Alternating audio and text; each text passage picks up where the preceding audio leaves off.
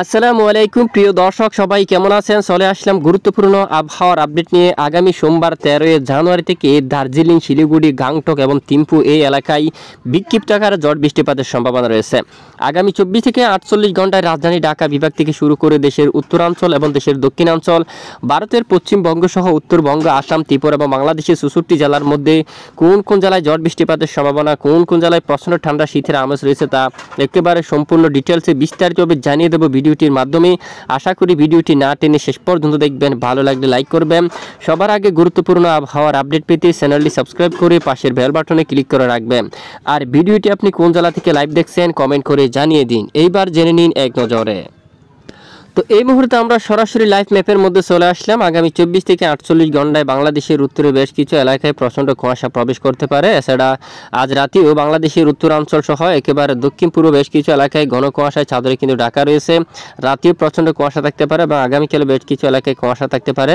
কিছু কিছু এলাকায় মেঘের আনাগোনা হতে পারে। তারপরেও সবচেয়ে আকাশ বেশি মেঘাচ্ছন্ন হতে পারে একেবারে উত্তরবঙ্গের উপর দার্জিলিং, শিলিগুড়ি, গাংটক এই অঞ্চলে কিন্তু আকাশ প্রচণ্ড আকারে মেঘাচ্ছন্ন হতে পারে।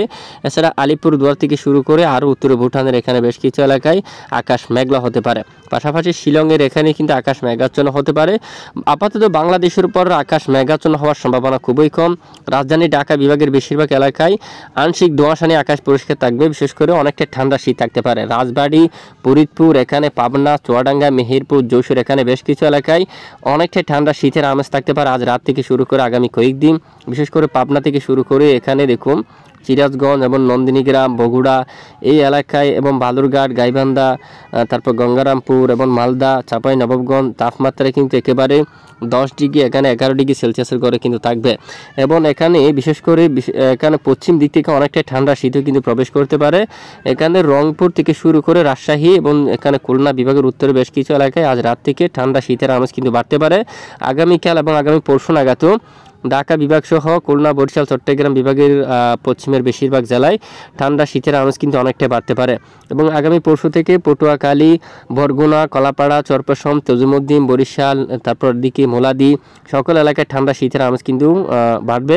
তারপর নলছিটি অঞ্চলে বাকেরগঞ্জ, দুমকেজে, এখানে উজিরপুর, তারপর এদিকে নাজিরপুর এবং পিরোজপুর সহ জিয়ানগর সকল এলাকায় ঠান্ডা শীতের আমেজ কিন্তু বৃদ্ধি পাবে। বাগেরহাট, রামপাল, মংলা, তারপর এখানে বটিয়াঘাটা, তারপর এখানে দেখুন তালা এবং শুকনগর এখানে, তারপর এখানে পাইগাছা সকল এলাকায় ঠান্ডা শীতের আমেজ কিন্তু বৃদ্ধি পাবে। নড়াইল, শালিকা, যশোর, জিকরগাছা, চৌগাছা, মহেশপুর, এখানে বোয়ালমারি, তারপর আলপাডাঙ্গা, মাগুরা, ঝিনাইদহ, শিলকুপা, তারপর বালিয়াকান্দি, তারপর কুকসা, এখানে কুষ্টিয়া, আলমডাঙ্গা এবং এদিকে বামুন্দি, দৌলতপুর সকল এলাকায় ঠান্ডা শীতের আমেজ কিন্তু অনেকটাই বৃদ্ধি পাবে এবং আকাশ পরিষ্কার থাকতে পারে।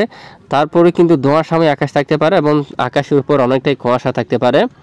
ধীরে ধীরে এখানে কুয়াশা কিন্তু একেবারে মাঝরাত থেকে শুরু করে ভোর সকাল পর্যন্ত বেশ কিছু এলাকায় ঘন কুয়াশা থাকতে পারে এবং ধীরে ধীরে কিছু কিছু এলাকায় একেবারে দুপুর পর্যন্ত অব্যাহত থাকার সম্ভাবনা রয়েছে। উত্তরবঙ্গের আকাশ মেঘাচ্ছন্ন থাকতে পারে, তবে বাংলাদেশের বেশিরভাগ এলাকায় আংশিক ধোঁয়াশা নিয়ে আকাশ পরিষ্কার থাকতে পারে।